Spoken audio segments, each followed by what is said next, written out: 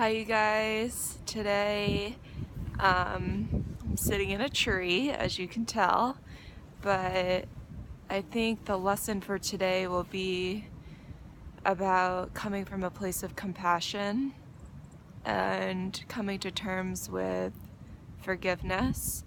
Yesterday's video was about blame versus empowerment and really not permitting yourself to be a whipping post for other people's guilt or anger or shame or embarrassment, and then saying no to them, saying yes to yourself, and really empowering yourself and coming to a place where you're fully blossoming and fully utilizing your gifts. And in doing so, at the end of the video I mentioned it's a domino effect and other people will follow suit.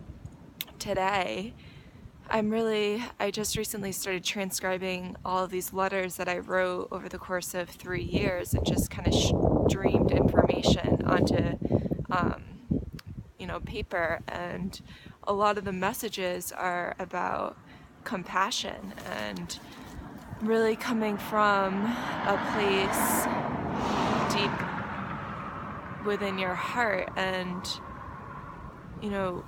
when you're triggered, for instance, yesterday in the video I mentioned I've been triggered a lot and there's a lot of anger coming underneath the trigger points, and I think that anger was a defense mechanism. Instead of coming from an insecure place, I was coming from anger, which gave me a feeling of false strength. So I wouldn't have to necessarily delve into the wounds that were being exposed and raw and bloody. Instead, I could just be angry and shut that connection off and shut that means of communication.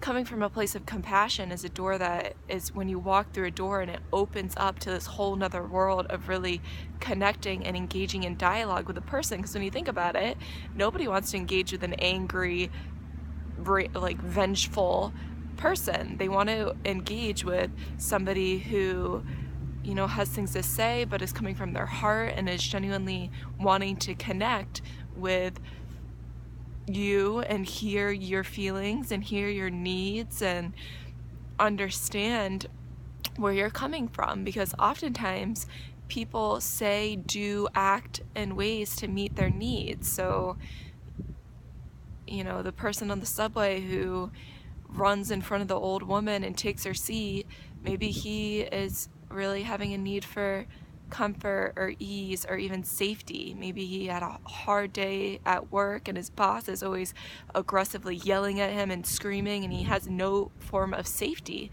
So in that moment, the only way that he could feel like he could be in his own space and feel safe was to grab that seat.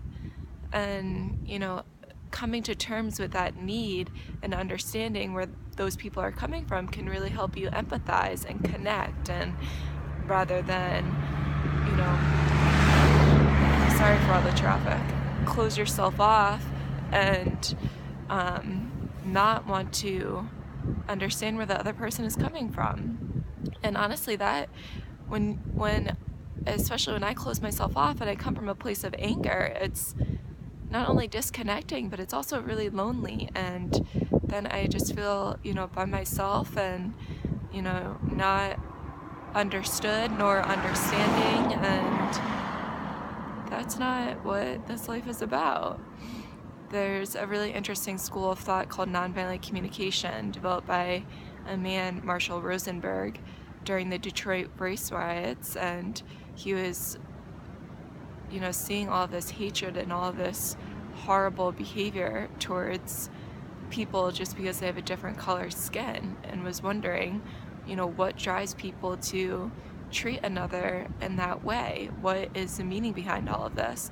So anyway, he developed a school of thought called nonviolent communication and devoted the rest of his life to sharing this means of understanding one's feelings and needs and others' feelings and needs, and in doing so creating connection, understanding, unity, compassion. It's really, really beautiful. It's something I highly recommend if you're going through a hard time and really needing to come from a more gentle and loving space.